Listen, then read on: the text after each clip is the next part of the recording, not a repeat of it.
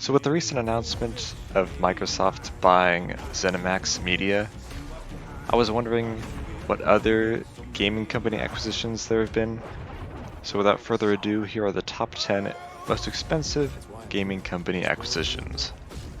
Number 10 is EA buying Bioware and Pandemic Studios for $775 million back in 2007.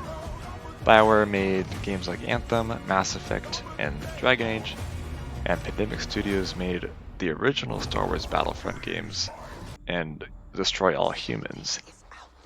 However, EA closed down Pandemic Studios shortly after they bought them in 2009.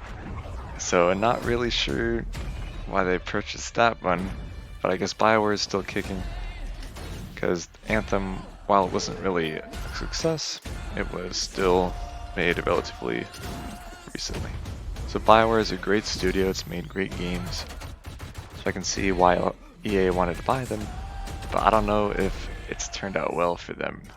Number 9 is Churchill Downs Incorporated buying Big Fish Games for $885 million in 2014.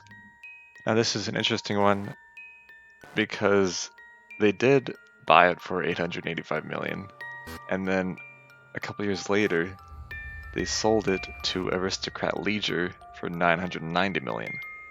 So they made about $100 million on that. But I don't know why they would buy it and immediately sell it. Anyway, Big Fish Games has made some mobile games such as Fairway Solitaire, Hidden Expedition series, and the Mystery Case Files series, which are kind of puzzle games, I guess.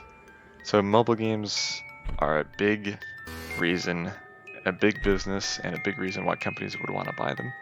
There's a lot of mobile games companies on this list, Big Fish Games being the first one so far. Now, mobile games are a huge business, and I can see why.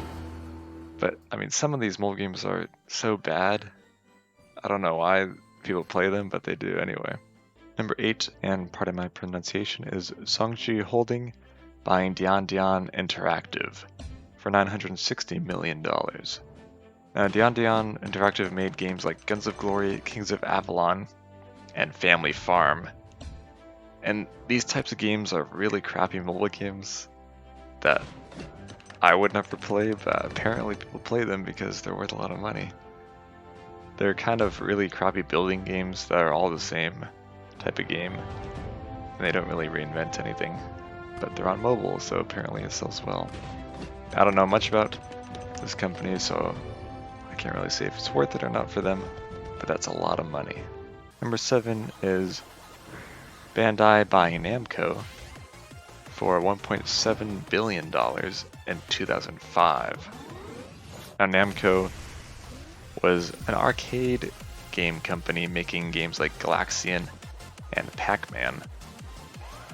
And recently, I guess not so recently, but they partnered up and made Bandai Namco. And they've recently published games such as Dragon Ball Z games, Tekken series. They've helped with Dark Souls, and they're helping with the soon-to-be released Elden Ring. These are all really huge games, and it's pretty amazing that Namco just started out with Pac-Man. So I really like the Bandai Namco company now, where it is. They make pretty good games. They make more of the Japanese anime-style games, but still, I think that was definitely a worthwhile purchase for them. Number 6 is Zynga buying Peak for $1.8 billion in 2020. So Peak made games such as Toon Blast and Toy Blast, which are mobile games kind of similar to Candy Crush. It's that similar style game on mobile. Awesome. So I was kind of surprised to see this because I've never heard of Peak, I've never heard of Toon Blast or Toy Blast. I think it's more popular in the Asian countries though. But I mean, it's another mobile game company on the list Amazing. for no reason, in my opinion, that they would buy it.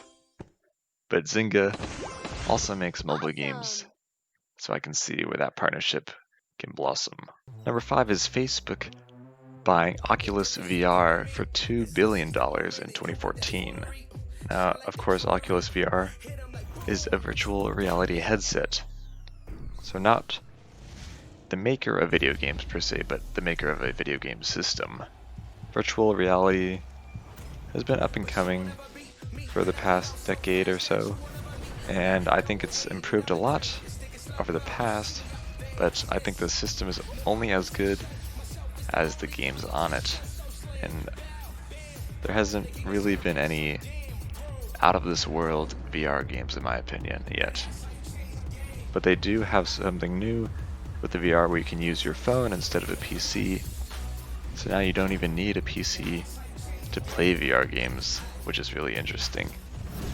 And with all these mobile game companies making bank, I think that could be a good proposition for Facebook.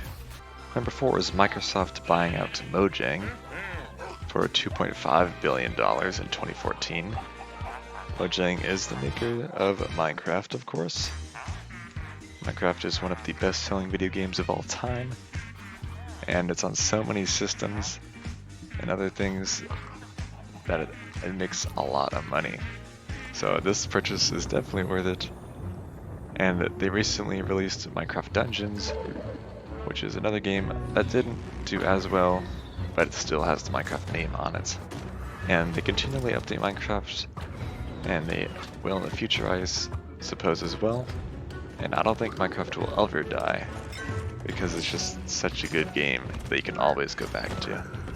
So definitely worth that purchase. Number 3 is Activision Blizzard buying King for $5.9 billion in 2015. Now King has made the famous Candy Crush Saga games, and they've also delved into other Saga games such as the Bubble Witch and the Farm Heroes Saga, which are the same kind of style of games as Candy Crush. Now Candy Crush was probably one of the first biggest mobile games out there. It's what made people download games on their phone like for the first time, and many people that never played a game ever started with Candy Crush. So I don't know why Activision Blizzard bought King, because they're into completely different style of games, but I guess they do want to get into the mobile space because that's where all the money is apparently, because a lot of the games companies on this list are mobile companies. So this is a really expensive deal, but it is for one of the most popular mobile games of all time. Number 2 is Microsoft buying ZeniMax Media, which is the deal that just happened, just announced, for $7.5 billion in 2020. So ZeniMax Media includes Bethesda, which makes Elder Scrolls and Fallout, ID Software, which makes Doom, Quake, Wolfenstein 3D, Arcane Studios, which made Dishonored and Prey, Machine Gun Games, which made the newer Wolfensteins like The New Order and New Colossus, and Tango Gameworks, which made Evil Within. And all these companies, or studios, are published under the Bethesda Softworks. So technically they're all under Bethesda, but they are separate studios that are all under the parent company ZeniMax. So this was a huge purchase recently, but Microsoft certainly has some spending money. And it's really interesting to see what they're going to do with this, because they have their Xbox Game Pass, which they can put all these games on, and they have the new Xbox console coming out, which maybe some of the future games will be exclusive to Xbox, or they'll just have them on all consoles and make even more money, because I'm sure Elder Scrolls 6 will make a lot of money, and any other future games from these series, because these are really big names in the gaming world. So will this purchase be worth it? I'm not sure, but even if it's not, I don't think Microsoft will be crying over it. Finally, at number 1, we have Tencent acquiring Supercell for $8.6 billion back in 2016. Supercell has made games like Clash of Clans, Clash Royale, Heyday, Boom Beach, and Brawl Stars, which is their newest one. I think this was a worthwhile purchase probably. Clash of Clans was one of the first really big mobile games of that style, and Clash Royale continued with that success in that series and introduced a brand new type of game as well. I think Clash of Clans is probably one of the biggest mobile games out there almost, so I can see why Tencent wanted to buy Supercell.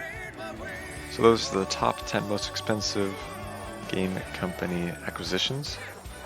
I was surprised to see a lot of mobile game companies on here. I didn't think they would be that popular and that money making. And I was surprised to see companies that I didn't even recognize or ever heard of the games that they made on here as well. But anyway, let me know down in the comments below what you thought about this list. Were you surprised by any? Do you think any of these companies made worthwhile decisions? Or do you think they were unwarranted buyouts? Anyways, thank you guys for watching.